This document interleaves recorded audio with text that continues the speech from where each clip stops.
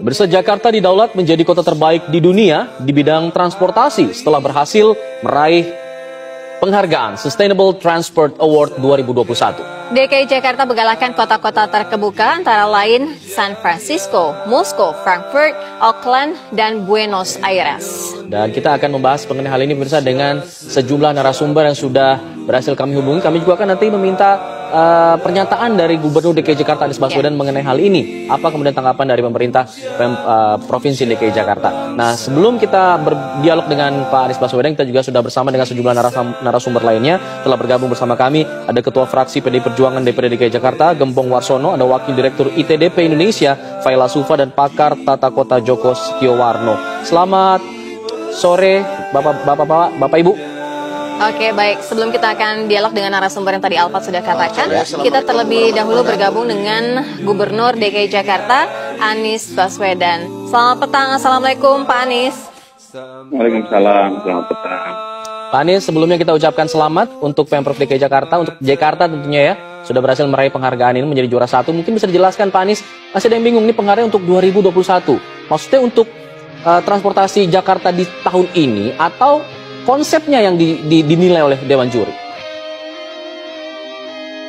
Ya, jadi pertama saya sampaikan terima kasih apresiasi kepada masyarakat Jakarta.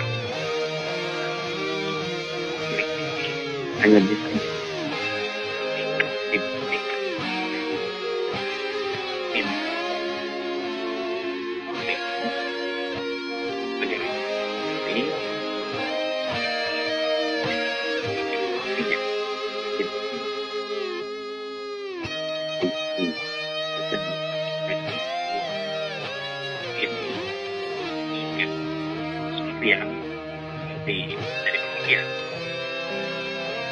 kemudian inovasi dan yang kedua digital yang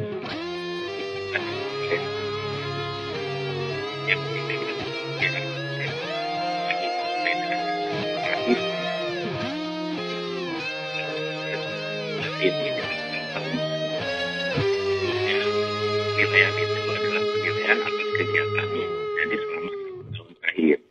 Tahun yang lalu kita runner up dengan apa yang kita sudah kerjakan. Alhamdulillah kita runner up, dan tahun ini alhamdulillah Jakarta mendapatkan posisi pertama dan menerima award itu. Nah, biasanya award ini disampaikan di Washington penyerahannya. Jadi kami sebenarnya sudah diberi kabar ini sejak bulan Agustus yang lalu. Agustus atau September. Seperti biasanya pemberitahuan embargo itu artinya belum boleh diumumkan sampai mereka mengumumkan, karena biasanya perlu waktu untuk pemenangnya hadir di upacara penyerahan. Tapi karena tahun ini adalah pandemi, maka kegiatan penyerahan itu tidak dilakukan, dan mereka umumkan dari New York. Lalu kita semua kemarin meneruskan pengumuman mereka. Ya.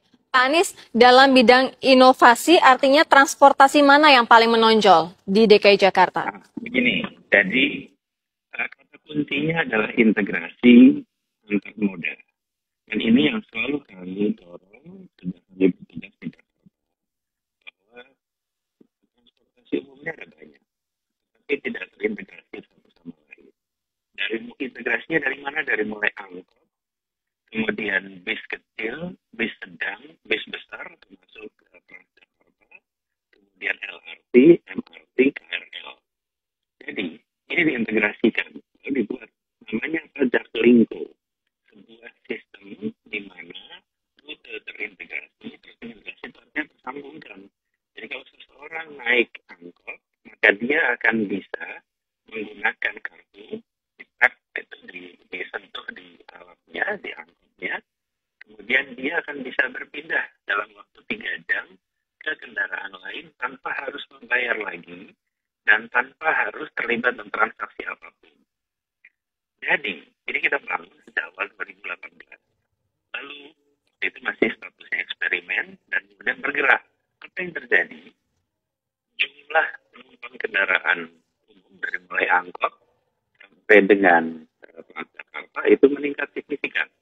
Jadi, daily ridership ya. Daily ridership itu artinya harian pengguna kendaraan umum umum di Jakarta di 2016 itu ada 338.000. Dan kemudian di tahun 2019, sepanjang tahun rata-ratanya adalah sebesar 930.000. Dan ini menggambarkan betapa banyaknya warga yang berpindah dari kendaraan pribadi ke kendaraan umum. Bayangkan, dari 338.000 menjadi 930.000. Lalu rutenya dikembangkan. Di tahun 2017 itu ada 121 rute bis di Jakarta. Di tahun 2019, ini akhir tahun, itu menjadi 210. Bayangkan, dari 120 menjadi 210. Lalu, kalau bicara tentang yang dioperasikan Transjakarta, itu tahun 2017 ada 1.520, dan di tahun 2019 menjadi 3.400, 2 kali lipat.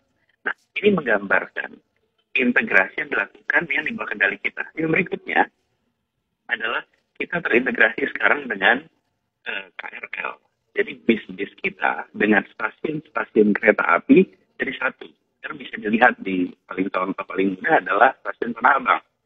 Stasiun Tanah Abang adalah salah satu contoh satu dari tiga percontohan bagaimana stasiun kereta api dengan kendaraan umum darat itu terintegrasi. Di sana ada angkot, bisa mengambil penumpang di sana, ada bis, kemudian bahkan termasuk ojek online, mereka jadi satu di situ.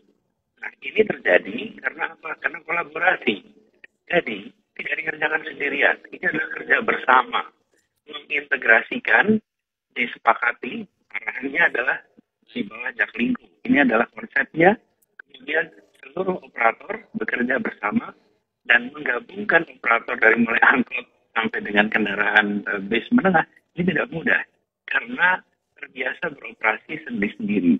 Dan saya perlu garis bawahi, begitu ini menjadi satu kesatuan terintegrasi, yang ikut dalam program Jaklingko ini, mereka tidak perlu ngetem karena penghitungan angkotnya tidak lagi per penumpang.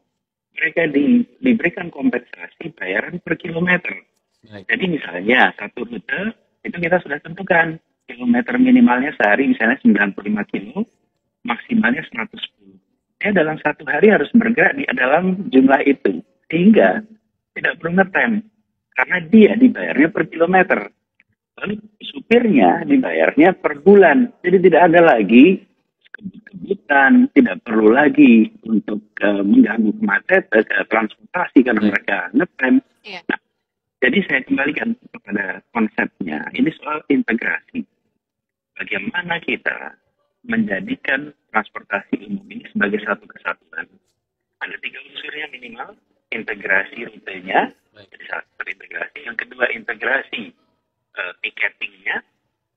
Yang ketiga, integrasi pada manajemennya. Dan termasuk kereta api ya. Kereta api itu adalah dikelola oleh BUMN. Dan alhamdulillah Pak Menteri BUMN itu Pak Erik sangat suportif. Sehingga ketika kita ajukan konsep ini lalu langsung bergerak. Dan saat ini sudah ada 5 stasiun. Insya Allah nanti bulan Maret sampai dengan Juni akan 8 akan selesai. Baik. Jadi kita mengerjakan ini semua adalah untuk memastikan masyarakat Jakarta bisa berpindah dengan baik. Ada satu sebetulnya yang perlu saya garis bawahi, yaitu sepeda. Jadi salah satu yang dinilai dalam Sustainable Transport Award ini adalah mengenai moda transportasi yang ramah lingkungan. Saya selalu garis bawahi, alat transportasi yang prioritas nomor 1 adalah jalan kaki. Karena itu alat transportasi yang dimiliki semua orang. Jadi untuk pejalan kaki, yang kedua adalah bebas emisi, atau bebas emisi itu sepeda atau kendaraan berbasis listrik. Yang ketiga adalah kendaraan umum, yang keempat kendaraan pribadi. Jadi urutannya begitu. Berjalan kaki, bersepeda, lalu ketiga kendaraan umum, keempat adalah transportasi pribadi. Nah, kita membangun jalan untuk trotoar untuk para pejalan kaki secara serius, kemudian membangun jalur untuk sepeda sangat serius dan mengkampanyekan sepeda tidak dipandang sebagai alat untuk olahraga, tapi sepeda juga dipandang